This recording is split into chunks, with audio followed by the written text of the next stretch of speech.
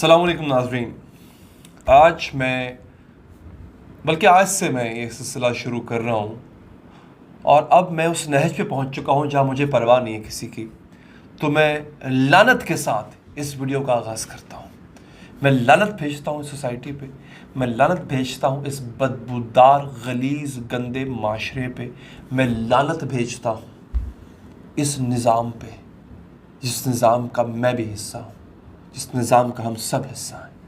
एक वीडियो कल से गर्दिश कर रही है, आप लोग यकीनी तौर पे मैच देख रहे होंगे, वो ज़्यादा ज़रूरी है डेफिनेटली, ये तो इतनी ज़रूरी बात नहीं है। कुत्ते बिल्ले हैं, हम तो पल जाएंगे किसी ना किसी गली कूचों में रुल के। एक बच्चा है जो पीटीआई के एक रहनुमा का बच्चा है, उस रहनुमा के बच्चे को इस वक्त वेंटिलेटर पर डाल दिया गया है। वो बार बार अपने घर में पुलिस के छापे देख देख कर, अलबत्ता पुलिस भी हमारी इस तरह की हो चुकी है ना कि उसको ना कोई भी इस्तेमाल कर सकता है। असल में मैंने बड़ी मुश्किल से गंदे अल्फाज को रोका है। मेरे बड़ा दिल कर रहा है आज मैं बकवास करूं, आज मैं बकूं, मेरे मुंह से मेरा मुंह का गटर खुल जाए, अब मैं गलाजत बोलूं इस निज़ाम के बारे में और सिस्टम के जो लोग हैं जितने भी, उनके बारे में गलाजत बोलूं, गंद बोलूं, पर मैं मजबूर हूं, मैं नहीं बोल सकता, हर जगह के तकाजे होते। वालिदैन की गिरफ्तारी और पुलिस की बार बार हरासा करने पर पीटीआई रहनुमा है इबाद फारूक, उनका कम उम्र बेटा वो अपने ज़हनी तवाज़ुन खो बैठा है। और अगर मैं आपको उसकी वीडियोस दिखाऊं ना तो शायद ही कि इसका वाकई, एक होता है मुहावरतन पत्थर दिल, एक होता है हकीकत में दिल, उसका गोश्त के लोथड़े का दिल ना हो, पत्थर का दिल हो, तो वही नहीं रोएगा, अलबत्ता सब रो पड़ेंगे। उस बच्चे की जो हालत की जो वीडियोस है ना, पहले वाली हालत और बाद की हालत, उसकी जो वीडियोस है वो मैं आपको दिखाऊंगा। मैं बार बार रगड़ूंगा इस माशरे के मुंह पे ये वीडियोस। मुझे हसन निसार साहब के लफ्ज़ याद आते हैं, बिल्कुल ठीक कहा था उन्होंने कि इस माशरे को, इस बदबूदार गंदे माशरे को एक दफ़ा नहीं दो दफ़ा तेज़ाब से धोना पड़ेगा, ये तब धुलेगा जाकर। इस कदर घटिया माशरा हो चुका है। इस खबर की डिटेल में आपको बताता हूँ। ये बच्चा वेंटिलेटर पे है इस वक्त, जिंदगी मौत की कश्मकश में, नन्हा मासूम बच्चा। अगर आप उसकी वीडियोस देखें ना तो आप दंग रह जाएंगे कि इतने प्यारे बच्चे को, और मई तक वो बिल्कुल ठीक है, मई में वो बिल्कुल ठीक है। उसके बाद एक अफसोसनाक वाकया होता है और फिर पकड़ धकड़ शुरू हो जाती है। छापे पड़ रहे हैं, उठा के लेके जा रहे हैं, चाहे सहाफ़ी हो चाहे कोई सियासतदान हो, उठा के लेके जा रहे हैं उसे। कोई कानून तो है नहीं इस मुल्क में।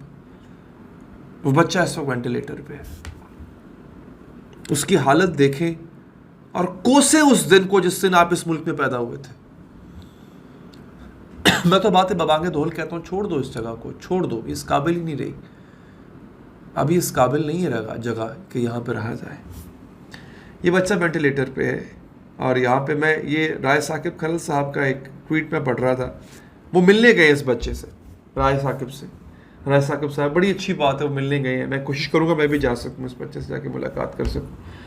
वो लिखते हैं, कभी कभार मुझे अपने काम से वाकई नफरत होती है। कोई भी इंसान किसी भी बच्चे को इस हालत में देखेगा तो टूट जाएगा।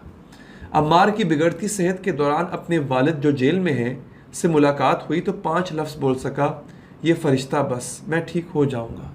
अपने बाप को, इसके बाप जेल में क्यों है मुझे ये समझ नहीं आ रही। और हमारी पुलिस जो है वो भी इस किस्म की हो चुकी है कि उसके सीने में दिल ही नहीं है। वो किसी को गिरफ्तार करने आती है, छापा मारने आती है, तोड़ फोड़, मतलब बच्चे ट्रॉमेटाइज होते हैं ना, तोड़ फोड़ कर देगी, चीज़ों को तहस नहस कर देगी, हल्ला बोलेगी। मैं कहता हूँ ये जो काली वर्दी वाले, जो सब्ज़ वर्दी, ख़ास तौर पर सब्ज़ वर्दी वाले, इनके अपने बच्चे नहीं होते। मेरा ज़रा पुलिस वाले भाई अगर मुझे देख रहे हैं तो प्लीज़, आप लोगों के बच्चे नहीं होते हैं? आप लोग इंसान नहीं हो क्या? ये वर्दी पहनने के बाद हैवान क्यों बन जाते हो? वो याद है एक शख्स था जिसका नाम था वो सलाहुद्दीन, वो जिसने एटीएम से चोरी की थी और ज़ुबान चढ़ाई थी। उसको मार दिया तो लोगों ने मार मार के। उसने एक सवाल पूछा था कि आप लोगों ने ये मारना कहाँ से सीखा? मेरा सवाल है, पुलिस वाले, सिपाही से लेके बड़े से बड़े अफसर तक, मेरा सवाल है, आप इतने दरिंदा सिफ्ट क्यों होते हो? ये वर्दी पहनने के बाद अकड़ क्यों जाते हो? इतने अकड़े तो मुर्दा करते हैं, तुम क्यों इतना अकड़ जाते हो? तुम्हारा मसला क्या है? तुम ये वर्दी पहनते जाते हो, सरिया तुम्हारे गर्दन में घुसा जाता है, बल्कि पूरे बदन में सरिया घुस जाता है। वो सरिया कहाँ से आ जाता है, क्या मसला क्या है? चलो किसी को गिरफ्तार करना है, जाओ गिरफ्तार कर लो, वो तो रेजिस्ट भी नहीं कर रहे होते। अब मैं कल देख रहा था लतीफ़ खोसा को टांगों से उठा के लेके जा रहे हैं, वो बूढ़ा आदमी 70-75 साल का, उसने क्या रेजिस्ट करना है? उसको हाथ से पकड़ो ले जाओ, सड़क पे घसीटते हुए लेके जा रहे हैं उसको। इतना जुल्म कहाँ से आ गया है? मैं सोचा करता था कि यार यजीद की फौज में इतना जुल्म कैसे आ गया था? उसने 6 माह के नन्हे अली अस्कर के गले में तीर कैसे पेवस्त कर दिया हुरमला ने?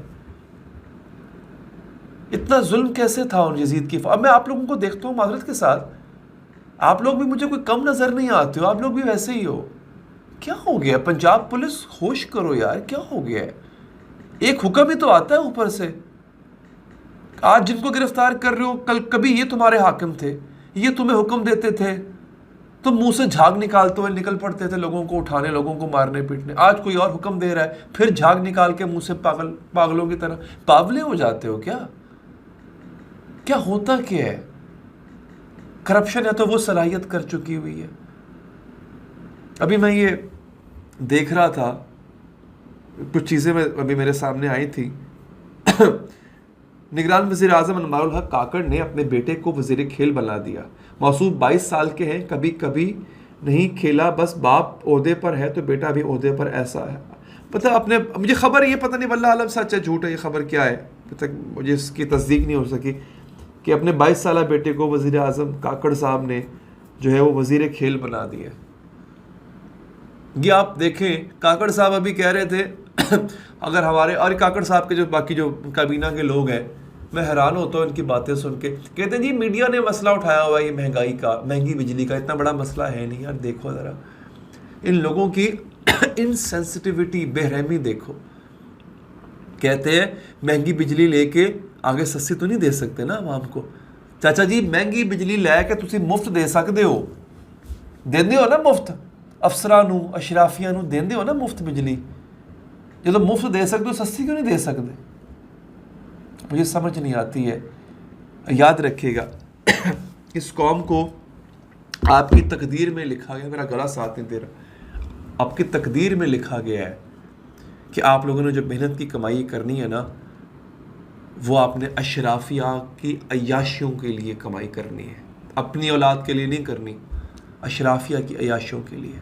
ये फ़ैसला आपने करना है, आपने कब तक उनका गला भरना है, ये फ़ैसला आपने करना है। अपना ख्याल रखिए, अल्लाह ने के बाद। और हाँ, जाने से पहले रुक जाइए।